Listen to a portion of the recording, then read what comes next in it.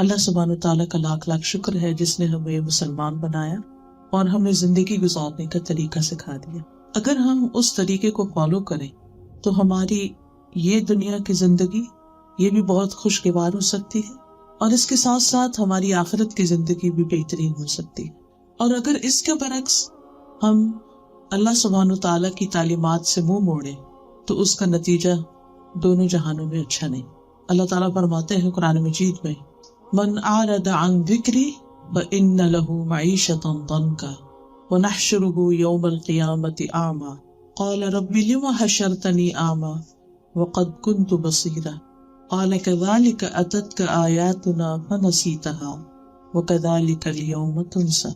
من اعرض عن ذکری، جس نے میرے ذکر سے منہ موڑا، میری یاد سے، یعنی اللہ سبحانہ تعالیٰ کے کلام سے، اس کے دین سے، اس کو یاد کرنے سے منہ موڑ لیا، اس کی طرف توجہ نہیں دی، یعنی دین سے اس کی کوئی دلچسپی نہیں، قرآن مجید سے کوئی دلچسپی نہیں، نماز سے نہیں، ذکر کی محفلوں سے نہیں، تو پھر اس کا نقصان کیا ہوگا؟ فَإِنَّ لَهُ مَعِيشَةً ضَنْكَ، تو اس کے لیے ہم زندگی تنگ کر دیں گے، یعنی دنیا میں بھی اس کے لیے مشکلات پیدا کریں گے، دل کی تنگی، رزق کی تنگی، اور اسی طرح لوگوں کی طرف سے تنگی، یعنی انسان کو طرح طرح کی پریشانیاں لاحق ہو جائیں گی۔ اور آخرت کا کیا ہوگا؟ وَنَحْشُرُهُ يَوْمَ الْقِيَامَةِ أَعْمَى، قیامت کے دن ہم اس کو اندھا اٹھائیں گے، اس کا حشر بہت خراب ہوگا۔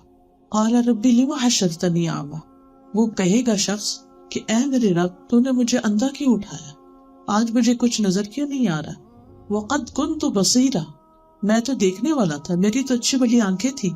تو اس کا جواب اس کو کیا دیا جائے گا؟ قال، اللہ تعالیٰ فرمائے گا، كَذَلِكَ أَتَتْكَ آیاتنا، اسی طرح تیرے پاس ہماری آیات آئی تھی، فَنَسِيتَهَا، تم نے ان کو بھلا دیا، یا تو پڑھ کے بلایا یا پھر ان کی طرف توجہ ہی نہیں دی، ان کو چھوڑ کے، ان کو بھول کے اور کاموں میں لگے رہے۔ تو نتیجہ کیا ہے؟ وَكَذَلِكَ الْيَوْمَ تُنسَى، آج تم بھی بلائے جاتے، آج تمہیں بھی کوئی یاد نہیں رکھے گا، آج تمہارا بھی کوئی حال پوچھنے والا نہیں۔ تو اس لیے بہت ضروری ہے کہ ہم ہر حال میں قرآن و سنت کے ساتھ اپنا رشتہ جوڑے رکھیں، اللہ سبحانہ و تعالیٰ کی یاد صبح شام خصوصی طور پر اور دن میں بھی اس کو یاد کرتے رہیں، نماز کی شکل میں، قرآن کی تلاوت کی شکل میں، اور اس کے علاوہ وہ جو ہم سے چاہتا ہے اس کو جان کر، اس کو جاننے کی کوشش کہ وہ ہم سے کیا چاہتا ہے، کہ ہم اپنی زندگی کیسے گزاریں۔ تو اس لیے جب ہم قرآن مجید سے اور قرآن مجید کے علاوہ نبی صلی اللہ علیہ وسلم کی سنت سے استفادہ کرتے ہیں، فائدہ حاصل کرتے ہیں، علم لیتے ہیں، تو ہمیں بہت سے اپنے مسائل کے حل ملتے ہیں۔ ان مسائل کے حل کے لیے ہمیں کیا کرنا چاہیے؟ اگر ہم چاہتے ہیں کہ ہمارے دنیا کے ہم اور غم اور فکریں اور پریشانیاں اور تنگیاں ختم ہو جائیں، تو پھر ہم کچھ کام کریں، کچھ چیزیں کریں۔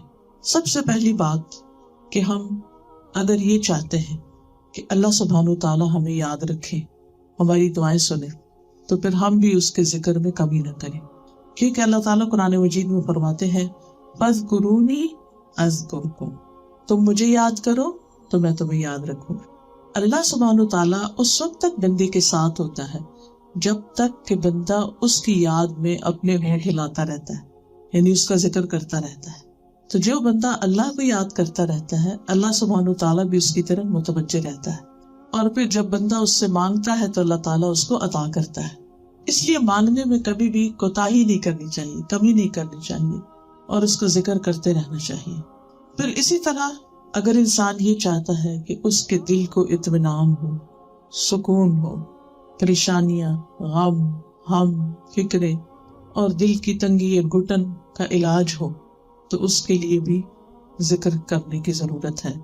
قرآن مجید میں آتا ہے، الا بذکر اللہ تطمئن القلوب، خبردار، اللہ کے ذکر سے ہی دل اطمینان پاتے ہیں، کیونکہ وہ دلوں کی غذا ہے، دلوں کی روح ہے۔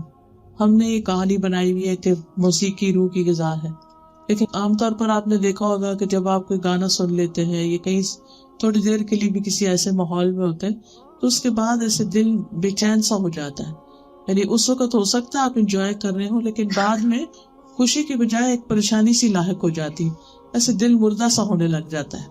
تو دل جو ہے نا وہ اللہ کی یاد کے لیے بنائے گئے ہیں۔ اب دیکھیں جسم کا ہر عضو جو ہے نا اس کا کوئی کام ہے۔ آنکھیں کس لیے؟ دیکھنے کے لیے، کان سننے کے لیے، زبان بولنے کے لیے، ناک سونگھنے کے لیے، دماغ سوچنے کے لیے، اور دل یاد کے لیے۔ اب دیکھیے کہ جتنی بھی یادیں ہوتی ہیں نا ہمارے، ساری دل میں ہوتی ہیں، چاہے ہم بندوں کو یاد کریں چاہے ہم اللہ کو یاد کریں۔ تو ہمارے لیے لازم کیا ہے کہ بندوں سے زیادہ ہم اللہ کو یاد کریں، تب دلوں کے اندر اطمینان ہوتا ہے۔ بندوں کی یادیں انسان کو صرف ستاتی ہیں، پریشان کرتی۔ آپ اگر اپنے ماں باپ کو یاد کرنے بیٹھیں تو آپ کا دل دکھی ہو جائے گا۔ آپ اپنے بہن بھائیوں کو جو دور ہیں ان کو یاد کریں تو آپ کا دل اداس ہو جائے گا۔ اگر بچے آپ کو چھوڑ کے کہیں اور چلے گئے ہیں ان کو یاد کریں گے تو پھر پریشان ہوں گے۔ یا اپنے کو ماضی کے کوئی حالات اور واقعات یاد کریں تو اس سے بھی کیا ہوگا؟ دل پریشان ہوگا۔ لیکن اگر آپ اللہ کو یاد کریں گے تو کیا ہوگا؟ دل خوش ہو جائے گا، دل کو سکون آ جائے گا۔ تو اس لیے انسان کو مسلسل اللہ کی یاد میں وقت گزارنا چاہیے، اس کو نہیں بھولنا چاہیے۔ پھر اسی طرح انسان یہ بھی چاہتا ہے کہ اس کے رزق میں فراخی ہو، اس کے رزق میں برکت ہو، اور انسان کی عمر لمبی ہو، عمر میں برکت ہو، زندگی انجوائے کرے، اچھے اچھے کام کرے۔ تو اس کے لیے بتایا گیا کہ اپنے رشتہ داروں کے ساتھ اچھا سلوک، حقوق العباد ادا کرے۔ تو ایک طرف ہمیں اللہ کو یاد کرنا ہے اور دوسری طرف ہمیں بندوں کے حقوق دینے ہیں۔ ہم میں سے کون ہے جو یہ نہ چاہتا ہو کہ اس کے رزق میں فراخی ہو؟ سبھی چاہتے ہیں، لیکن ہم یہ سمجھتے ہیں کہ اگر ہم اپنا رزق یعنی کنٹرول کر کے رکھیں گے، اپنے ہاتھ میں رکھیں گے، اپنے بینک میں پیسے رکھیں گے، اپنی مرضی سے خرچ کریں گے یا اپنے اوپر ہی خرچ کریں گے تو شاید اس سے ہمیں زیادہ فائدہ ہو۔ جبکہ ہمارا دین ہمیں یہ بتاتا ہے کہ اگر تم اپنے رزق کو بڑھانا چاہتے ہو اور اس میں برکت چاہتے ہو تو صرف اپنے اوپر خرچ نہ کرو، رشتہ داروں پر بھی خرچ کرو۔ اب یہ جو رشتہ داروں پر خرچ کرنا ہوتا ہے یہ اس لیے نہیں ہوتا کہ وہ غریب ہو تو پھر خرچ کرے، وہ ضرورت مند ہو تو ان کو دے، اگر وہ بیمار ہو تو اس وقت مدد کرے، یا کوئی شادی وغیرہ تو صرف اس وقت دے۔ نہیں، ریگولر بیسس پر کچھ نہ کچھ اپنے رشتہ داروں کے لیے کرتے رہنا چاہیے، چاہے وہ امیر بھی ہو، پھر بھی کچھ نہ کچھ تحفے تحائف دیتے رہیں، کبھی کسی طرح ان کا حال چال پوچھتے رہیں، جانتے رہیں۔ اور اگر وہ ضرورت مند ہو، غریب ہو، فقیر ہو، تو اس صورت میں تو اور بھی زیادہ ذمہ داری عائد ہو جاتی ہے کہ کسی اور کو دینے سے پہلے ان کو دے۔ یعنی باقی لوگوں پر بھی صدقہ ہوتا ہے، لیکن رشتہ دار کو دینے کا دگنا فائدہ ہوتا ہے، وہ صدقہ بھی ہوتا ہے اور صلہ رحمی بھی ہوتی ہے، جس کے نتیجے میں انسان کے رزق میں اضافہ ہو جاتا ہے۔ بعض اوقات انسان یہ کہتا ہے کہ میرے تو اپنے پاس اپنی ضرورت کے لیے بھی نہیں ہے، لیکن اس میں سے بھی اگر انسان کی نیت اور ارادہ ہو تو کچھ نہ کچھ گنجائش نکال لیتا ہے۔ اور آپ دیکھیں گے کہ اللہ سبحانہ و تعالیٰ کس طرح غیب سے مدد کرے گا۔ ہو سکتا ہے کہ آپ کی پے میں ریز ہو جائے، یا آپ کا بزنس ہے تو اس میں کوئی برکت ہو جائے، کوئی نئی اپرچونٹی آپ کو مل جائے، آپ کسی حادثے مصیبت سے بچ جائیں جس پر آپ کا پیسہ جانے والا تھا۔ یعنی یہ برکت کئی طرح سے ہو سکتی۔ اسی طرح بعض اوقات آپ نے دیکھا ہوگا کہ لوگ کسی چھت سے گر پڑتے ہیں اور ان کو خراش بھی نہیں آتی، کبھی کار ایکسیڈنٹ ہو جاتا ہے اور ان کو کچھ بھی نہیں ہوتا۔ یہ کیسے ہوتا ہے؟ کون بچاتا ہے؟ اللہ تعالیٰ بچاتا ہے۔ اور صدقہ جو ہے یہ ڈھال ہوتی ہے، صدقہ جو ہوتا ہے وہ انسان کو بری موت سے بچاتا ہے، آفتوں اور مصیبتوں سے بچاتا ہے۔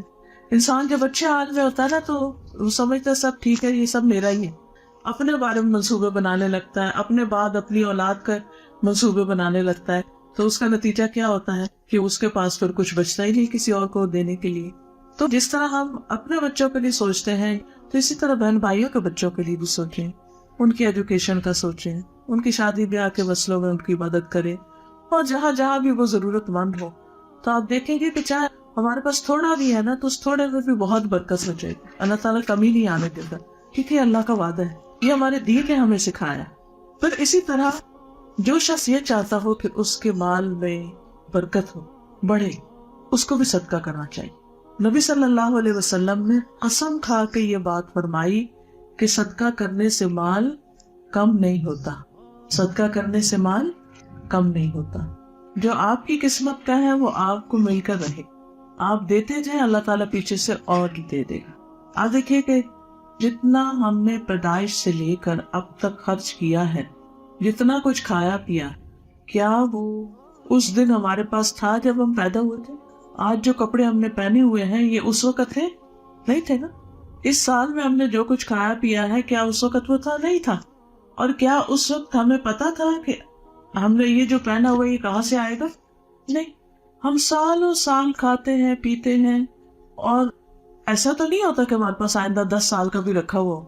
ہم آگے بڑھتے جاتے ہیں، اللہ تعالیٰ دیتا جاتا ہے، دیتا جاتا ہے، اپنے خزانوں میں سے دیتا ہے۔ ہم تو اکٹھا کر کے رکھ بھی نہیں سکتے اتنا، تو دینے والا تو وہ ہے، رستے تو وہ کھولے گا، لیکن اس نے جو دیا ہے اس میں بخل نہ کر، اس کو دینے والے بنے۔ پھر اسی طرح انسان کبھی یہ چاہتا ہے کہ وہ اللہ کو راضی کرے، اس کے دل میں خیال آتا ہے، اور جب اللہ کو راضی کرنا چاہتا ہے کوئی اچھا سا کام کرے۔ اچھے سے کاموں میں سب سے اچھا کام جو ہے نا اللہ کے لیے کرنے کا، جس سے اللہ راضی ہوتا ہے، وہ نماز ہے۔ وہ نماز جس میں واقعی اللہ کو یاد کیا جائے اور نماز میں خشوع و خضوع آئے۔ بہت سے لوگ سوال کرتے ہیں کہ کوئی طریقہ بتائے کہ نماز میں دل لگے اور نماز میں دھیان ادھر ادھر نہ ہو اور پوری ہماری توجہ ہو، تو اس کے لیے کیا کیا جائے؟ تو یاد رکھیے، اگر آپ یہ سوچ کے نماز پڑھ رہے ہیں نا کہ یہ میری آخری نماز ہے، پتہ نہیں اگلی نماز پڑھ سکتا ہوں کہ نہیں، آپ کی نماز میں زیادہ سے زیادہ دل لگے گا۔ تو ہر نماز کو اپنی آخری نماز سمجھ کے پڑھنا شروع کریں، تو نمازوں کی کوالٹی بہت اچھی ہو جائے گی۔ آپ انجوائے کر کے اس کو پڑھیں گے کہ میں اپنی آخرت کے لیے کچھ کما لوں، اور جتنی اچھی آپ نماز پڑھیں گے اتنی ہی زیادہ اللہ سبحانہ وتعالیٰ کو راضی کرنے کی اپنے اندر ہمت پائیں گے، اور آپ کی کوشش ہوگی۔ اور پھر جب دل چاہتا ہے کبھی کہ انسان اللہ تعالیٰ کے بہت قریب ہو، اور ہم دعا بھی کرتے ہیں اللہ ہمیں اپنے قریب کر لے، تو حدیث میں آتا ہے کہ انسان سب سے زیادہ اللہ تعالیٰ کے قریب سجدے کی حالت میں، وسجد واقترب، سجدہ کرو اور قریب ہو جاؤ۔ اللہ کا قرب پانے کے لیے سجدوں کی کثرت۔ فرض نماز تو چھوڑنی نہیں کسی حال میں، بیمار ہو، تندرست ہو، سفر میں ہو، گھر میں ہو، پڑھنی پڑھنی، لیکن اس کے علاوہ نوافل کا بھی اہتمام۔ آج دیکھیں اللہ کا کتنا فضل ہے کہ آج کل راتیں لمبی ہیں، اگر ہم فجر سے تھوڑا سا بھی پہلے اٹھ جائیں تو کچھ نہ کچھ نوافل پڑھ سکتے ہیں، اور وہ وقت ہوتا ہے دعاؤں کی قبولیت کا۔ اللہ تعالیٰ خود فرماتے ہیں کوئی جو مجھ سے مانگے تو میں اس کو دوں۔ تو جتنی بھی حاجتیں ہیں، جتنے بھی مسئلے مسائل ہیں، سب اس کے سامنے رکھیں۔ بچوں کے لیے مانگے، اپنے لیے مانگے، ماں باپ کے لیے مانگے، اس سے آپ کی زندگی وقف و برکت بھی ہوگی۔ پھر اس کے بعد چاشت کی نماز ہے، اشراق کی نماز ہے۔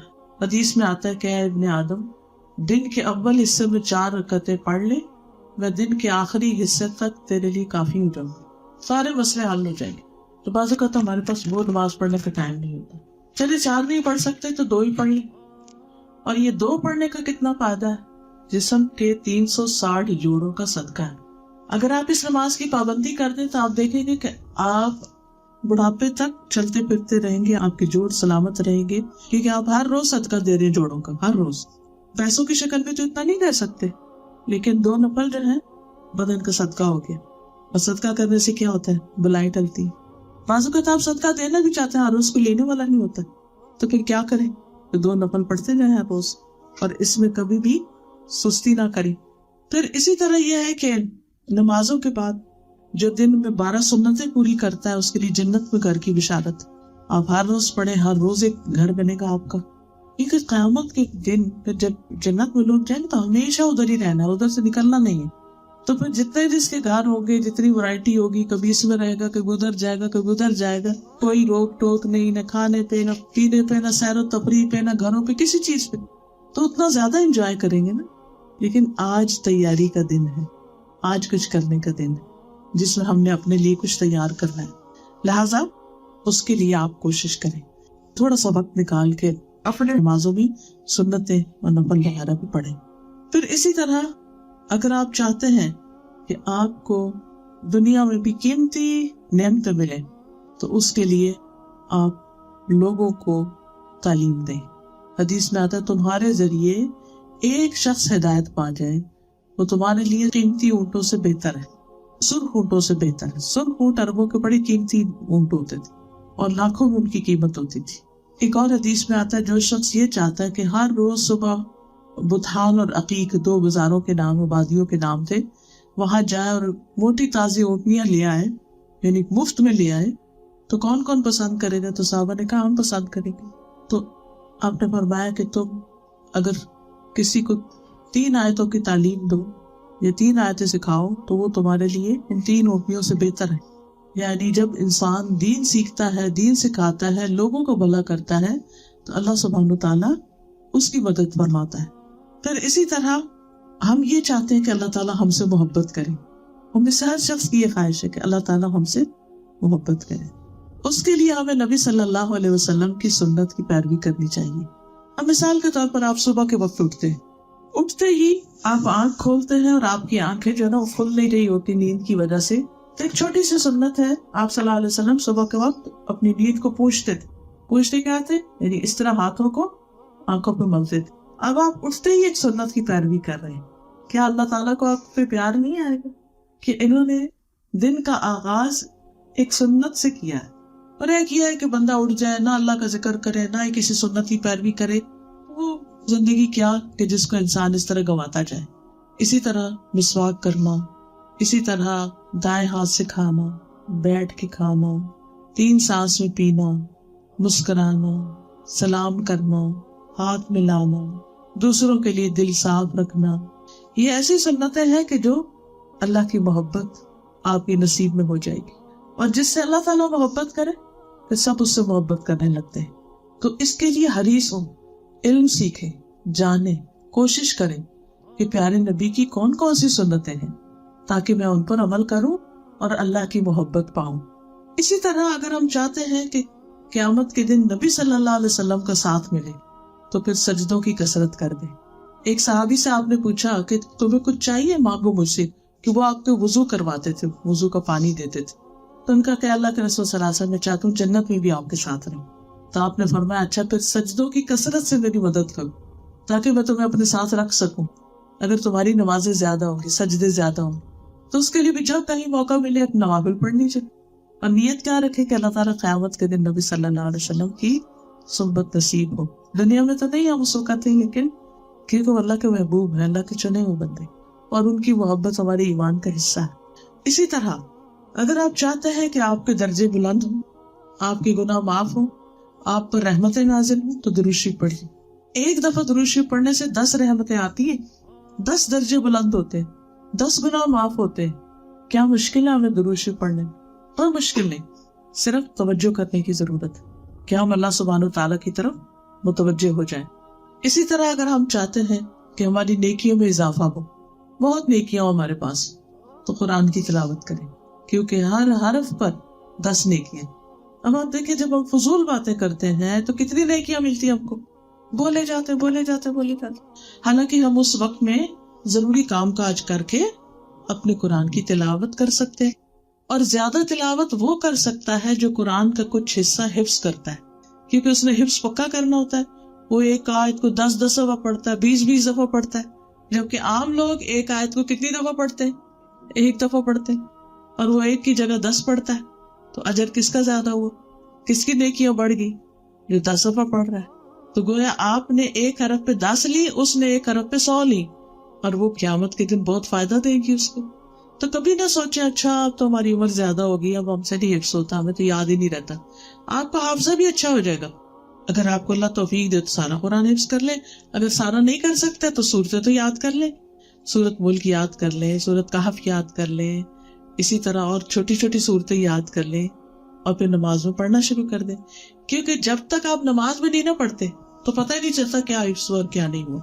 اور پھر اگر ترجمے سے اس کو یاد کرتے ہیں تو اور بھی اچھا ہوتا ہے، کیونکہ پھر آپ کو سمجھ آ رہی ہوتی ہے کہ آپ پڑھ کیا رہے ہیں، اس کا ثواب بھی کچھ اور ہی ہوتا ہے.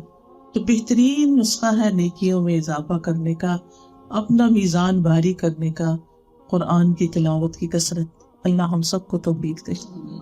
اب دیکھیے کہ اگر آپ نہیں بھی پڑھ سکتے تو کچن میں کام کر رہے ہیں، گھر کی صفائی کر رہے ہیں، کچھ ایسا انتظام رکھیے کہ قرآن کی تلاوت لگی ہوئی ہو اور آپ ساتھ ساتھ دل میں دہرا رہے ہیں. پھر باقاعدہ کہیں اگر کلاس ہو رہی ہے یا کہیں وہاں جائیں، کوئی ٹیچر ملتا ہے تو اس کو پکڑے، اپنے گھر میں لوگوں کو بلا کے کچھ نہ کچھ پڑھائیں. کیونکہ پڑھوانے سے جو نیکیاں بڑھتی ہے نا، آپ نے کسی کو ایک سورت یاد کرا دی، وہ جتنی دفعہ پڑھے گا نا اور اس کا ثواب ہوگا، ساتھ ہی آپ کو بھی ہوگا. کتنا زیادہ فائدہ ہے. پھر اسی طرح اگر انسان چاہتا نا کہ مرنے کے بعد بھی اس کی نیکیاں جاری رہیں، اس کا اعمال نامہ بند نہ ہو، تو 3 کام کریں۔ نمبر 1، اولاد کی اچھی تربیت کریں، ان کو دعا سکھائیں، نماز سکھائیں۔ جب وہ نماز پڑھیں گے نا تو اس نماز میں پڑھیں گے ربنا اغفر لی ولوالدی وللمؤمنین یوم یقوم الحساب، اور جتنی دفعہ وہ پڑھے گا اتنی دفعہ آپ کے درجے آگے بلند ہوں گے۔ ایک انسان کہتا ہے جو فوت ہو جاتا ہے، جس کا درجہ بلند ہوتا ہے، وہ کہتے ہیں یا رب یہ میں تو دنیا سے چلا آیا تو یہ میرا درجہ کیسے بلند ہوا؟ وہ کہتے ہیں تیرے بچے نے تیرے لیے دعا کی، تو وہ کم کرے گا، ویسے تو پتہ نہیں اسے یاد رہے گا کہ نہیں، نماز میں تو کرے گا ربنا اغفر لی ولوالدی وللمؤمنین یوم، لیکن اگر ہم نے بچوں کو نماز ہی نہیں سکھائی اور نماز کی پابندی نہیں کرائی اور ان کو اس کا شوق ہی نہیں دلایا، تو پھر کون کرے گا دعا؟ ہر کوئی اپنے اپنے ماں باپ کے لیے کرے گا۔ تو اس لیے بہت ضروری ہے کہ اولاد کو نماز کا پابند بنائے۔ پھر دوسرا کام کیا کریں؟ اپنے مال کو ایسی جگہ لگائیں جہاں آپ کے مرنے کے بعد بھی وہ سلسلہ جاری رہے، وہ کام ہوتا رہے۔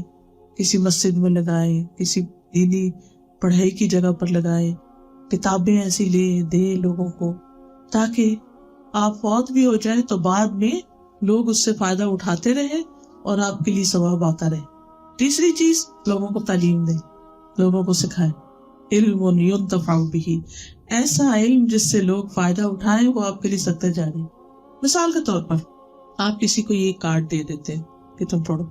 ہم تحفے تحائف تو دیتے رہتے ہیں، کسی کی شادی ہے، کسی کی کوئی پارٹی ہے، کسی کا کچھ کوئی پیدا ہوا ہے، کچھ یعنی کئی مناسبتیں ہوتی ہیں، ہر ایک کے اپنے اپنے تعلقات ہوتے ہیں، تو وہ دوسرے کو گفٹ دیتا ہے۔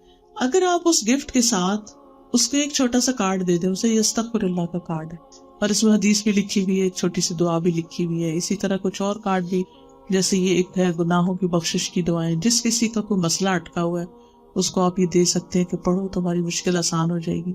اسی طرح جس کسی کو کوئی نعمت ملی ہے تو اس کو یہ الحمدللہ کا کارڈ ہے، اس میں انگلش ٹرانسلیشن بھی ہے کہ تم اللہ کا شکر ادا کرنے کے لیے یہ دعائیں پڑھو۔ ہاں؟ تو یہ کیا ہے؟ جب تک یہ اس کے گھر میں رہے گا نا اور کوئی اس کو پڑھتا رہے گا، آپ کا صدقہ لکھا جاتا رہے گا، دیکھا جاتا۔ اور اگر اس سے دیکھ کر کسی نے کوئی دعا یاد کر اور اس نے پڑھی اور اس نے اپنے بچے کو پڑھائی اور اس نے اپنے بچے کو، جب تک وہ سلسلہ چلتا رہے گا آپ کا اجر جمع ہوتا رہے گا۔ تو علم پھیلانے کے حریص بنیے، علم کو آگے پھیلائیے۔ علم پھیلانے میں خود پڑھانا، دوسروں کو اکٹھا کرنا، اپنا گھر آفر کرنا، کتابیں خرید کے دینا، کسی کی فیس دینا، کسی کی ٹرانسپورٹ کا خرچہ دے دینا، یہ ساری چیزیں اس میں شامل ہو جاتی ہیں۔ تو یہ صدقہ جاریہ ہوتا ہے جو مرنے کے بعد بھی فائدہ دیتا ہے۔ ایک خاتون بتا رہی تھی کہ میری ساس بیمار تھی اور لوگ ان کو پوچھنے آتے تھے، بوڑھی تھی، بزرگ تھی، بیٹا آیا، کوئی آیا تو کوئی نہ ان کو ان کی ضرورت کے کچھ پیسے دے دیتا تھا، اور وہ کیا کرتی تھی، پیسے خرچ نہیں کرتی تھی، کوئی جس بیڈ پہ وہ ہوتی تھی نا اس کے نیچے ڈالتی رہتی تھی، ڈالتی رہی کہتے ہمیں بھی نہیں پتا تھا، جب وہ فوت ہوئی تو وہ بیڈ اٹھایا تو بھرا ہوا تھا۔ اب اگر یہی پیسہ وہ دیتی رہتی تو اس کا صدقہ، اس کا اجر کہیں زیادہ ہوتا۔ اب تو وہ ورثے میں آ گیا، لوگ تقسیم کر لیں گے، وہ چاہیں تو اس سے کوئی نیکی کا کام کریں، وہ چاہیں تو اس کو عیاشی میں اڑائیں۔ آپ نے نہ خود یوز کیا، نہ اپنے ہاتھ سے اپنی آخرت کے لیے دیا، کیا بنا اس کا؟ اوروں کی عیش و عشرت کا سامان کیا آپ نے۔ ٹھیک ہے انسان اپنے بچوں کے لیے بھی کچھ چھوڑتا ہے، لیکن ہمیں اپنی زندگی میں اپنے ہاتھ سے دینے کی عادت ہونی چاہیے، کیونکہ وہ دیا ہوا کل کو کام آنا ہے۔ وہ کسی پہ احسان نہیں، وہ ہم اپنے پہ ہی احسان کرتے، اپنے لیے ہی دے رہے ہوتے ہیں۔ 3 چیزیں صدقہ جاریہ بنتی ہے۔ تو صدقہ جاریہ کی فکر کریں، ایک تو اپنی زندگی میں اچھے اچھے خود کام کریں، اور ایک یہ ہے کہ جو مرنے کے بعد اپنے لیے نیکیاں جاری رکھنے کا سبب پیدا کریں۔ پھر اسی طرح اگر آپ چاہتے ہیں کہ اللہ تعالیٰ آپ کو بے حد و حساب اجر دے، انلمیٹڈ، اس کے لیے صبر کریں۔ قرآن مجید میں آتا ہے انما یوفی الصابرون اجرہم بغیر حساب، بے شک صبر کرنے والے اپنا اجر بے حساب دیے جائیں گے، یعنی اتنا کہ ان کو اندازے نہیں، ختم ہی نہیں ہوگا۔ ایک اعرابی آیا نبی صلی اللہ علیہ وسلم کے پاس، کہنے لگا کہ یا رسول اللہ صلی اللہ علیہ وسلم، کیا جنت میں ببول کا درخت ہوگا؟ آپ نے فرمایا ہاں ہوگا۔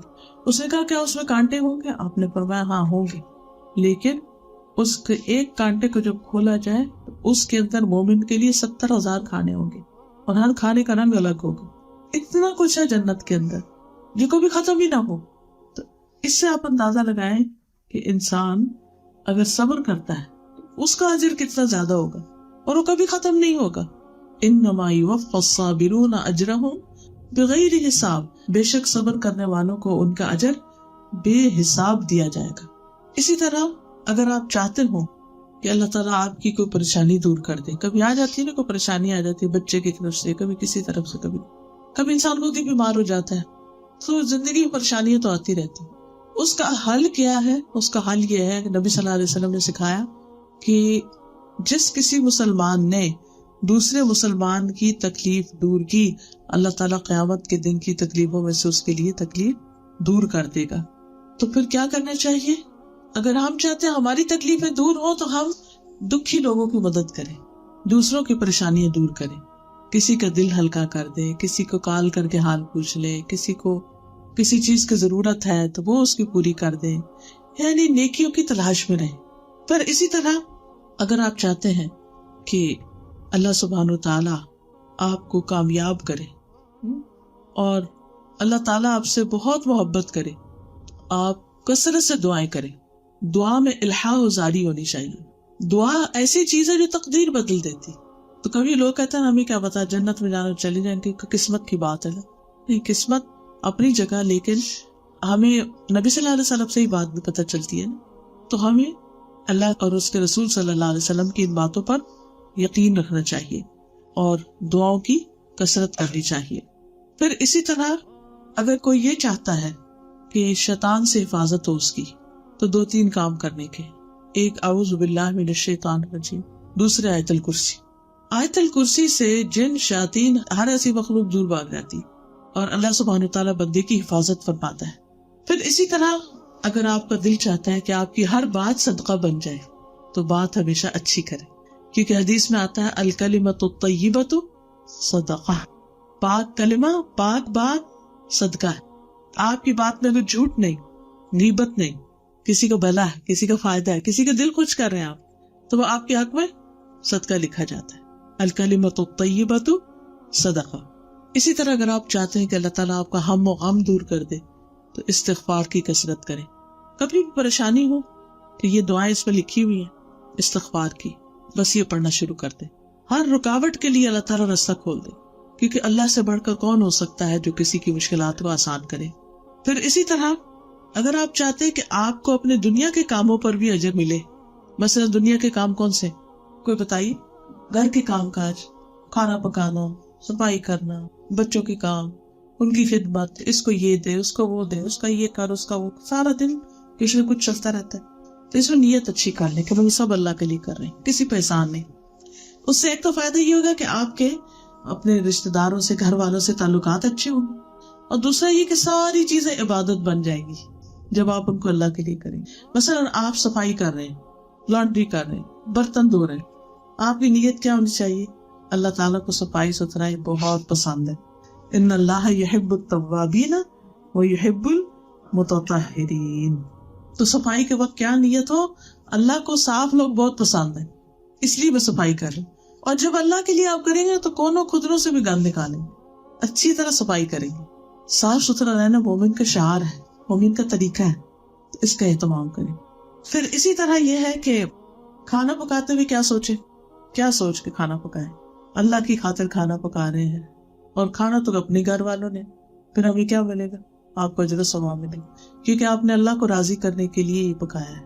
چاہے گھر والوں کے لیے پکائیں، اللہ کی خوشی کے لیے، اسے کھانے میں ٹیسٹ بھی بڑا اچھا آئے گا. کیونکہ جس کھانے کو آپ بددلی سے پکاتے ہیں پھر اس کا وہ مزہ ہی نہیں ہوتا، پتہ چل رہا ہے، وہ اثرات اس میں ہی آ جاتے ہیں. جی، جو کھا کے عبادت کرے گا اس کا اجر ملے گا. اور اسی طرح یہ ہے کہ وَيُطْعِمُونَ الطَّعَامَ عَلَىٰ حُبِّهِ مِسْكِينًا وَيَتِيمًا وَأَسِيرًا. اس کی محبت میں کھلاتے ہیں یتیم، مسکین اور قیدی کو. اب قیدی سے ہم مراد لیتے ہیں جیل میں، ٹھیک ہے جیل والوں کو بھی کبھی کھلا دیں، لیکن یہ جو چھوٹے بچے ہیں یہ آپ کے پاس قیدی ہیں، آپ ان کے لیے نہیں پکائیں گے، نہیں بنائیں، کدھر لائیں گے؟ تو یہ سب کچھ کرنا جو ہے یہ بھی آپ کے لیے عبادت بنے. اسی طرح آپ نہا رہے ہیں، دھو رہے ہیں، وضو کر رہے ہیں، ڈسٹنگ کر رہے ہیں، کچھ بھی کر رہے ہیں، بس ان سب کاموں کو اللہ کے لیے کریں. جو بھی دنیا کے کام ہیں، بچوں کو اسکول چھوڑنے جا رہے ہیں، لینے جا رہے ہیں، ہمسائے کی عادت کر رہے ہیں، کسی اور کی گروسری کرنے چلے گئے ہیں، کچھ بھی کر رہے ہیں، کسی کو رائٹ دے رہے ہیں، کسی کو وزٹ کر رہے ہیں ہاسپٹل میں، کسی کو کوئی اچھا مشورہ دے رہے ہیں، سارے کا سارا سب کچھ اللہ کے لیے، تو سب کچھ عبادت۔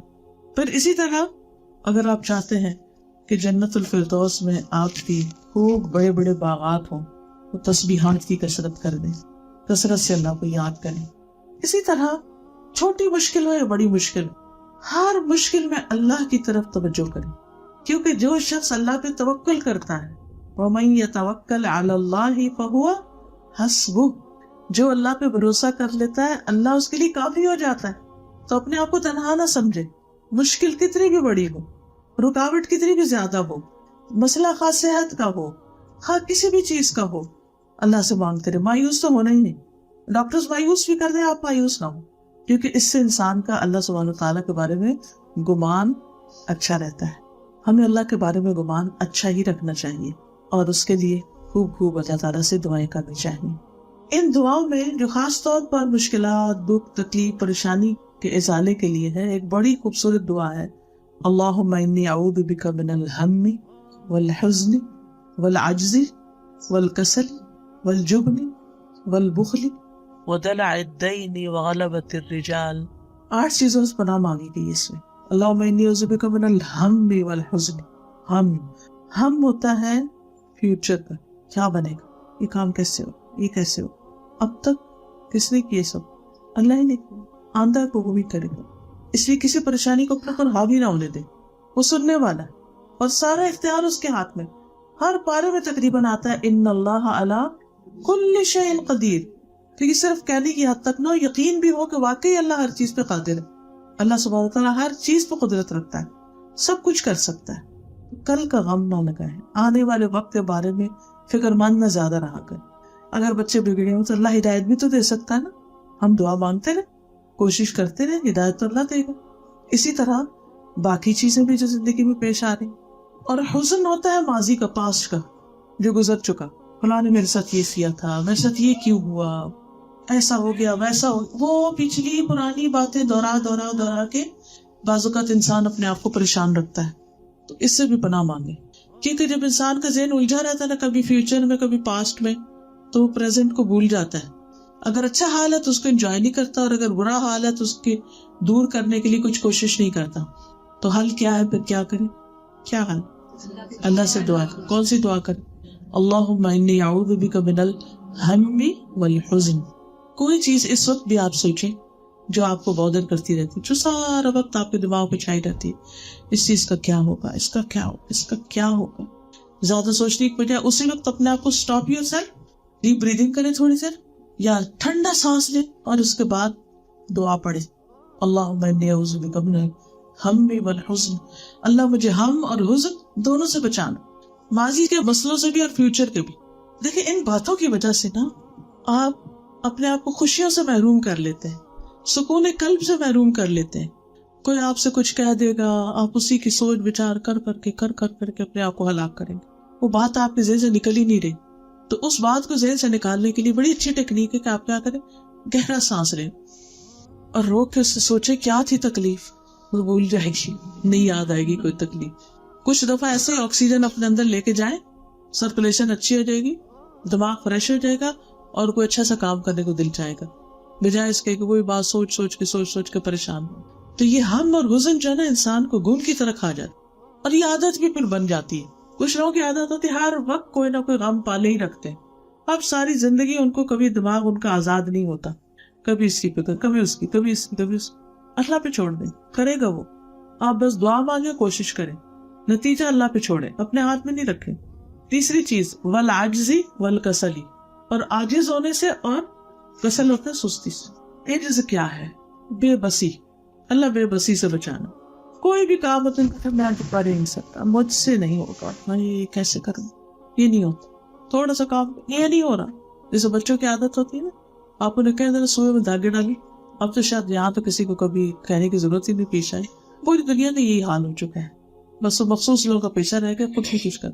لیکن بچوں کو پیشنس سکھانے میں، صبر سکھانے میں سوئی کا بڑا ہاتھ ہوتا ہے۔ اس طرح کی ایکٹیویٹی کو دے دیا کریں، کیونکہ ان کو پھر اور باتیں بھول جاتے ہیں، ان کا سارا دماغ اس میں لگ جاتا ہے کہ یہ دادا اندر نہیں جا رہا. تو بچے کیا کرتے تھوڑا سا کام کر کے نہیں ہو رہا نہیں ہو رہا، یہ نہیں ہوتا، یہ نہیں، رو پکار کے آپ کو بس بلاتے نہیں گے اپنے کام کی طرف. تو کیا کرنا ہے آپ نے؟ اس سے بے بسی سے بچنے کی دعا. اور کسی کام پہ یہ کہہ کے شیطان کو خوش نہ کرے کہ یہ نہیں ہوتا مجھ سے، یہ میں نہیں کر سکتا، کیونکہ وہ تو چاہتا یہی ہے کہ آپ جتنے بھی اچھے اچھے کام کریں وہ سب چھوڑ دیں اور اس چیز کو آپ کے لیے بڑا ہی مشکل بنا دیں جو آپ نے کی. اللہم انی اعوذ بک من العجز، بے بسی سے بچا، والکسل، اور سستی بڑی بری بلا ہے. ہر کام میں لیزی ہونا، چھوٹے چھوٹے کاموں کو چھوڑ دینا، دنوں پڑے رہتے ہیں، اچھا کر لیں گے، کوئی ان کے لیے اسکیڈول نہ بنانا. یہ چیز انسان کو بہت جگہوں پر نقصان سے بھی دوچار کرتی اور بعض اوقات لوگوں کے سامنے شرمندہ بھی کرتی. نماز میں بھی سستی کر جاتے، لیٹ کر کے پڑھتے یا پڑھتے ہی نہیں. تو اس سے پناہ مانگنی چاہیے. والعجز والکسل، کسل مندی بھی اسی کی قسم میں سے ہے، سستی کی. جی، من الجبن والبخل، من العجز والکسل، اور پھر من الجبن والبخل. جبن کہتے ہیں کم ہمتی، پستی، بزدلی. اور بزدلی بھی کوئی اچھی چیز نہیں ہوتی. چھوٹے چھوٹے مسئلے پہ گھبرا جانا، چھوٹا سا کوئی کام، اگر آپ کے ہسبینڈ نے کہہ دیا کہ 4 لوگ آ رہے ہیں کھانے پینے، تو پینک ہو جانا کہ یہ اب کیسے ہوگا، یہ کیسے ہوگا، کہیں جانے کا آ گیا تو وہ کیسے ہوگا. تو بزدلی جو ہے نا وہ بھی انسان کو کہیں کا نہیں چھوڑتی. والبخل، اور دل کی تنگی، بچا ہوا دل. جب دل بچتا ہے تو ہاتھ بھی بچ جاتا ہے اور انسان نہ کسی کو معاف کرتا، نہ کسی کے لیے خیر اور بلائی سوچتا ہے. اللہم انی اعوذ بک من الہم والحزن والعجز والکسل والجبن والبخل. کتنی چیزیں ہو گئی؟ 6. اور آخری 2 ہے وَدَلَعِ الدَّيْنِ وَغَلَبَةِ الرِّجَالِ، اللہ مجھے قرضے کے بوجھ سے بچانا. کہ اب کچھ لوگوں کی عادت ہوتی ہے ایسے ہی بس فضول میں قرضہ لے کے تو اسے ضائع کرتے رہتے ہیں، اور وہ مفت میں مال مل جاتا ہے تو اس کی اتارنے کی بھی فکر نہیں کرتے. تو اللہ تعالیٰ قرضوں سے محفوظ رکھے. کریڈٹ کارڈ آپ دیکھیں، پر مارگیج پہ گھر، ساری زندگی بال جکڑی ہوئی قرضے میں. قرضہ کیا؟ قرضے کے ساتھ سود بھی، اللہ کی ناراضگی پہ ناراضگی. اور پھر وَدَلَعِ الدَّيْنِ وَغَلَبَةِ الرِّجَالِ، لوگوں کے قہر سے، کہ کوئی شخص مجھ پہ تسلط حاصل کرے، مجھے کنٹرول کرے. کیونکہ یہ بھی ایک بڑی مصیبت ہوتی ہے، اور خصوصاً خواتین جو ہوتی ہیں وہ اگر ذرا بھی کمزور ہو تو دب جاتی ہے. دب جانے کا مطلب کیا ہے کہ پھر سسرال والے ان کو، یا شوہر، یا پھر کہیں وہ کام جاب کر رہی ہے تو وہاں دوسرے ان کے اوپر حاوی ہوئے گئے. آپ دیکھیں کہ یہ ایک بڑی بدترین غلامی ہوتی ہے کہ کوئی آپ پہ اس طرح حاوی ہو جائے کہ وہ اپنی مرضی پہ آپ کو چلانا چاہے اور آپ کی کوئی آزادی نہ آپ سوچ سکے اپنی مرضی سے، نہ کوئی بات کر سکے، اور نہ ہی کوئی اپنی مرضی سے کوئی فیصلہ کر سکے. ہر وقت کوئی آپ کو کنٹرول کرے، یہ نہیں کرنا، وہ نہیں کرنا، وہ نہیں کرنا، وہ نہیں کرنا. اچھا، بعض لوگ تو عادتاً کہ ان کو بڑا بننے کی عادت ہوتی ہے تو وہ اپنے سے چھوٹوں کو کنٹرول میں ہی رکھتے ہیں ہر وقت. جیسے کئی مائیں بچوں کو بہت زیادہ کنٹرول کیے رکھتے ہیں، ان کو کچھ کرنے نہیں دیتی، تو وہ زندگی میں بزدل ہی بنتے ہیں. جی، بعض اوقات ایسا بھی ہوتا ہے. تو جس خاص طور پر والدین جب بوڑھے ہو جاتے ہیں نا تو وہ بےچارے بچوں کو محتاج ہو جاتے ہیں اور بچے اپنے مطابق ان کو کنٹرول کیے رکھتے ہیں. آپ نے یہاں نہیں جانا، گھر میں کوئی نہیں آئے گا، فلانا نہیں آئے گا، اس وقت نہیں ہوگا، یہ کرے وہ کرے. تو یہ جو ہے نا، اس سے پھر کیا ہوتا ہے کہ انسان کبھی بھی زندگی میں اپنی صلاحیتوں کو استعمال نہیں کر سکتا ٹو مچ کنٹرول کی وجہ سے. یوں لگتا ہے کہ سانس ہی گھٹنے لگا ہے. تو کسی کو اپنے اوپر حاوی نہ ہونے دیں، اور اس کے لیے یہ دعا کریں، اللہ مجھے ایسے لوگوں سے محفوظ رکھ کہ جو میرے مت مار دیں. کتنی خوبصورت دعا ہے، ہر روز صبح پڑھا کریں. فجر کی نماز ہے، کوئی ایک وقت اس کا کم از کم مقرر کر لیں. تہجد میں پڑھ سکتے ہیں، سجدے میں جا کے پڑھ سکتے ہیں، اتحیات میں پڑھ سکتے ہیں. اور اگر ان چیزوں سے بندے کو نجات ہو جائے تو آپ دیکھیے کہ یہ دنیا بھی آسان ہو جائے، سکون کی ہو جائے، اور آپ واقعی اللہ کو راضی کرنے والے کام کر سکیں. کیونکہ بعض بیچارے لوگ تو اتنے مجبور ہوتے ہیں کہ ان کو نماز پڑھنے کی بھی اجازت نہیں ہوتی. جہاں وہ کام کرتے ہیں یا پھر جس گھر میں وہ رہتے ہیں، ہر وقت بندوں کی خدمت، اس کا مطالبہ پورا کر، اس کا کر، اس کا کر، اپنی نماز روزہ ہر چیز اسٹے. اللہ ہم کو اتنی آزادی دے کہ وہ اپنی مرضی سے اللہ کو یاد کر سکے، ذکر کر سکے، اس کی عبادت کر سکے، اور بیچ میں کوئی آڑے نہ آئے، کوئی رکاوٹیں نہ آئے.